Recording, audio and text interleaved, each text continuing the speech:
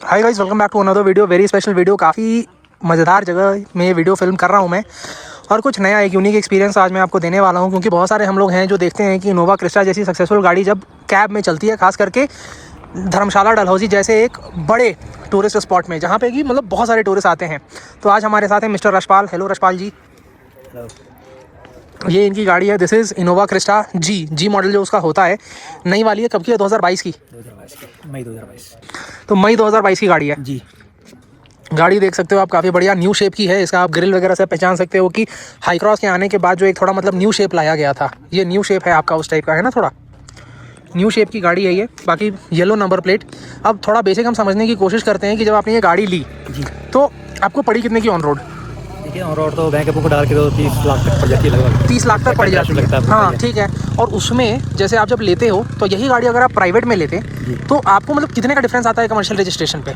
देखिए फर्क पड़ता है, ज़्यादा नहीं आएगा तो इंश्योरेंस में डिफरेंस आता है। इंश्योरेंस महंगी होती है इसकी कमर्शियल। इंश्योरेंस में बड़ा डिफरेंस आ जाता है। इंश्योरेंस कितने का होता है ऑलमोस्ट पर ईयर का? स्टार्टिंग का जो हुआ था लगभग 72,000 का हुआ। 72,000 का। नॉर्मल गाड़ी का 20-25-30 में हो जाता है। इतना होगा तो ये लगभग 70-80 हज़ार रुपये जो है कम से कम इसका एक्स्ट्रा, और बाकी अलाउंसेस परमिट्स वगैरह। हाँ, जो उसका अलग से। हाँ, तो ये आपकी ऑल इंडिया परमिट गाड़ी है? बिल्कुल ऑल इंडिया रोड है। ऑल इंडिया परमिट है। बाकी जब आपने ये लिया तो आप मतलब पहले से टैक्सी लाइन में हैं? जी जी जी। इससे पहले आपके पास क्या थी?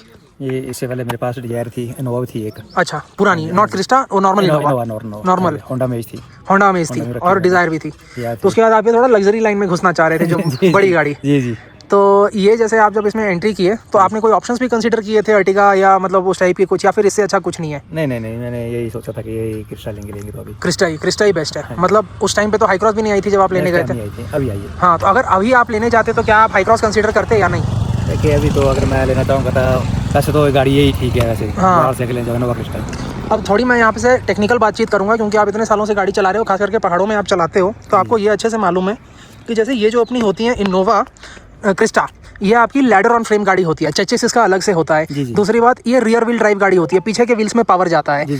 तो वो जैसे एक तो आपकी जो हाई क्रॉस है उसमें चेचिस नहीं है, मोनोकॉक गाड़ी है, जो आपका बॉडी है वही आपका नीचे चेचिस बन जाता है, और दूसरा उसमें आपको फ्रंट व्हील में पावर मिलता है। तो आप जैसे पहाड़ों में चलाते हो, आपने बहुत सारी गाड़ियाँ चलाई है, अमेज डिजायर सब फ्रंट व्हील थी, तो रियर व्हील में आराम रहता है आपको? बिल्कुल आराम से चलती है ये ज़्यादा आराम देती है? आराम से चलती है, ऐसी कोई दिक्कत नहीं है। ठीक है।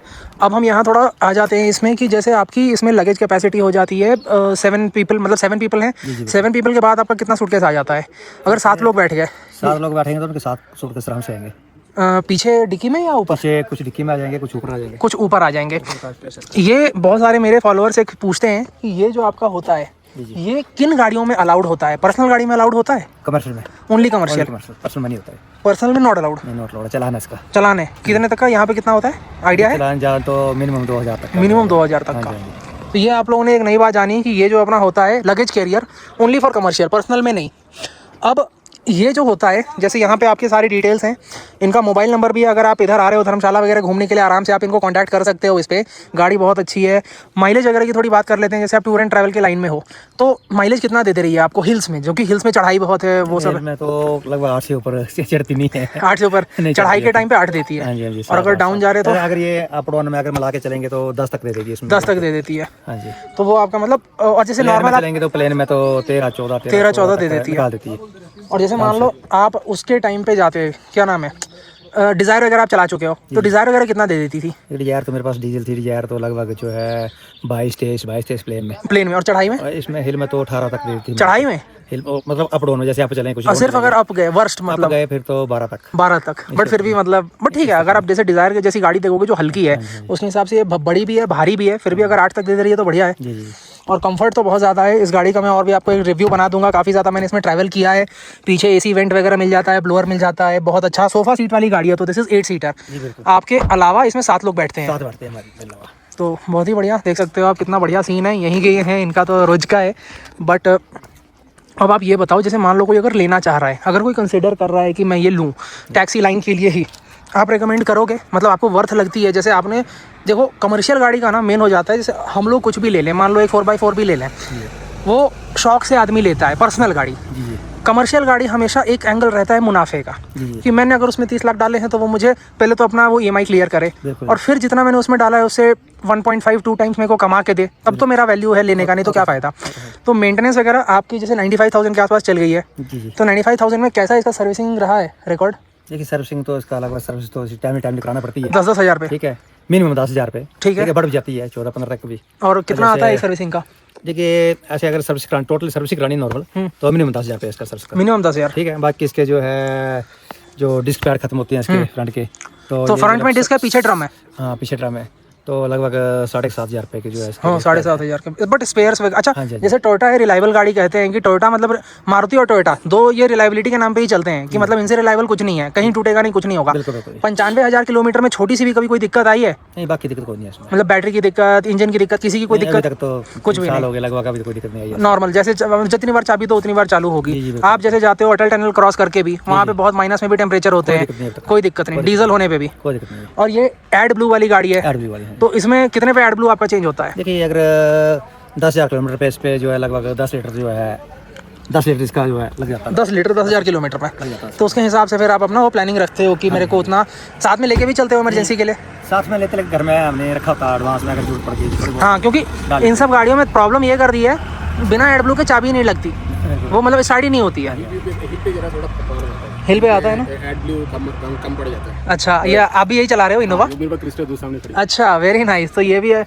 तो जैसे आप इससे पहले जो इनोवा चलाते थे और जब एड ब्लू वाली चला रहे हो, तो एड ब्लू में थोड़ा एक्सेलरेशन मतलब फोर्स कम आता है हिल पे। और एड ब्लू का क्या होता है कि जैसे जो ठंडा इलाका है, जहाँ बर्फ वगैरह पड़ी है, तो जमने का चांस रहता है। जमने का चांस थोड़ा मतलब कम हो जाता है। मतलब जैसे उसका जैसे कोई 10,000 पे चलता है एड ब्लू, तो 4 पे 5 पे 4।